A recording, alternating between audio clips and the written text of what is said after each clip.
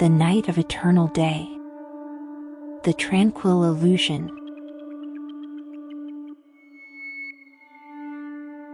Rosa and Miguel had been best friends since childhood, their bond forged in the bustling streets of Manila. Now, both in their late 20s, they decided to escape the city's chaos for a tranquil vacation in the province.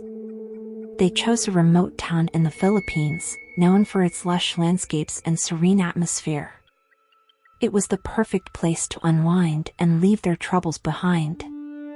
The journey took them deep into the heart of the province, past rolling hills and verdant fields. Their destination was a small, picturesque town that seemed untouched by time.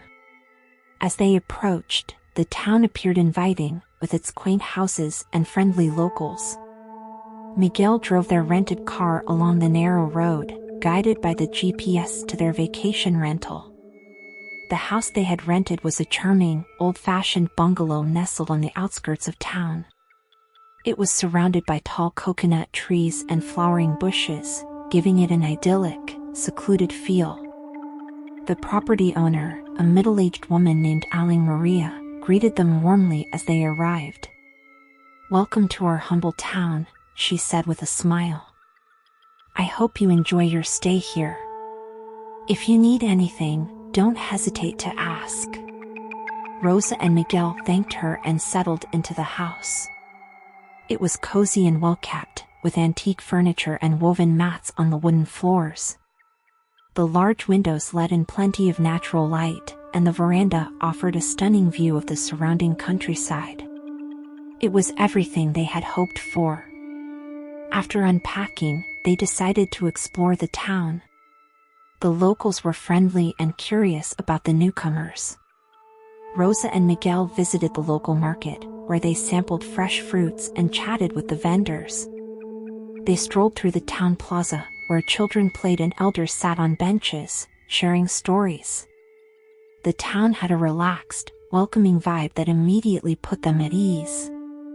As evening approached, they returned to the house, looking forward to a peaceful night. They cooked dinner together, savoring the local ingredients they had bought at the market.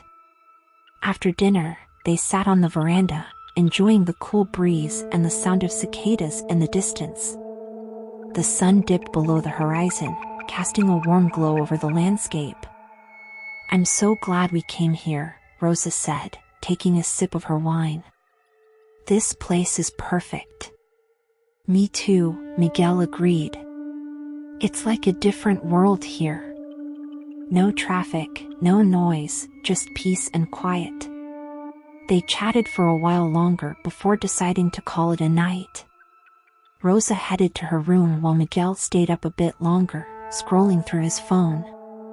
He noticed something odd. The town seemed unusually active for this time of night.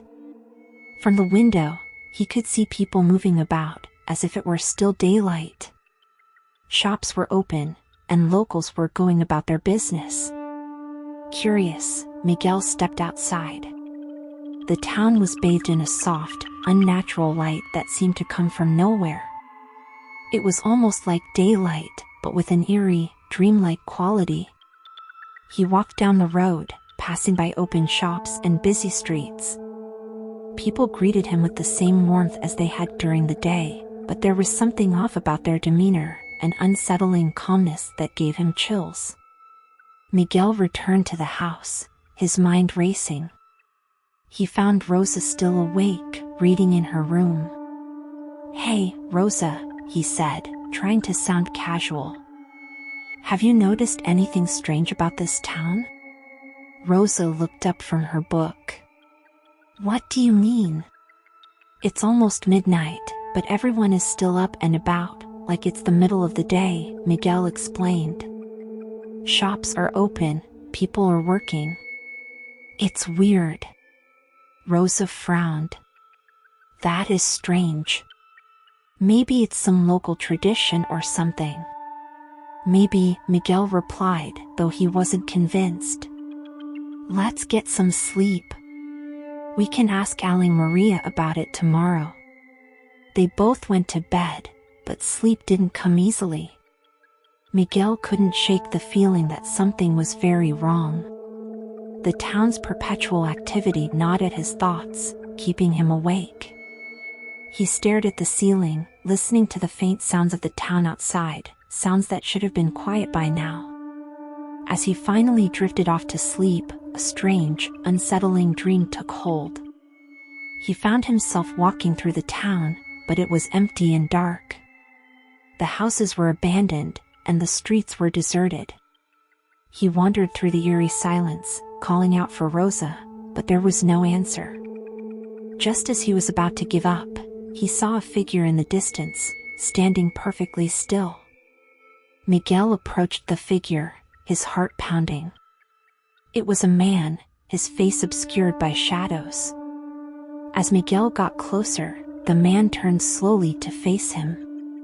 His eyes glowed with an unnatural light, and his mouth twisted into a sinister smile. Miguel woke with a start, drenched in sweat. He looked around, relieved to find himself back in the safety of the bungalow. But the feeling of unease lingered. He knew that something was terribly wrong in this town, and he was determined to find out what it was. The next day would bring more questions than answers, and Miguel and Rosa's peaceful vacation would become a descent into a mystery they could never have imagined.